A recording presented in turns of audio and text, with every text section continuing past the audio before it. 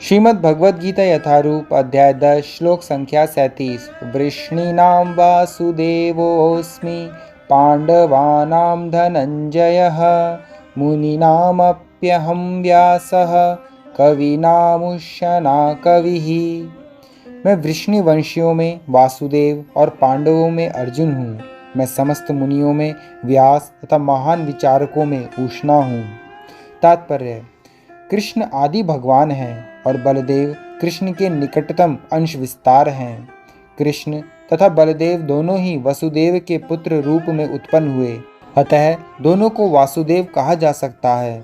दूसरी दृष्टि से चूंकि कृष्ण कभी वृंदावन नहीं त्यागते, अतः उनके जितने भी रूप अन्यत्र पाए जाते हैं वे उनके विस्तार हैं।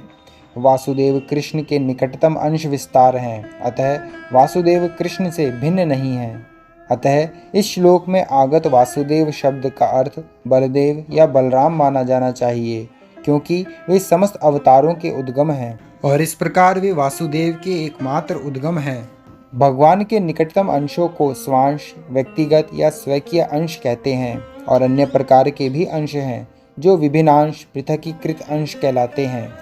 पांडु पुत्रों में अर्जुन धनंजय नाम से विख्यात हैं। वह समस्त पुरुषों में श्रेष्ठतम हैं, अतः कृष्ण स्वरूप हैं। मुनियों अर्थात वैदिक ज्ञान में पटु विद्वानों में व्यास सबसे बड़े हैं, क्योंकि उन्होंने कलयुग में लोगों को समझाने के लिए वैदिक ज्ञान को अनेक प्रकार से प्रस्तुत किया और व्यास कृष्ण के एक अवतार भी माने जाते हैं, अतः वे कृष्ण स्वरूप हैं। कविगण किसी विषय पर गंभीरता से विचार करने में समर्थ होते हैं। कवियों में उष्णा अर्थात शुक्राचार्य असुरों के गुरु थे। वे अत्यधिक बुद्धिमान तथा दूरदर्शी राजनेता थे। इस प्रकार शुक्राचार्य कृष्ण के ऐश्वर्यों के दूसरे स्वरूप हैं। हरे कृष्ण।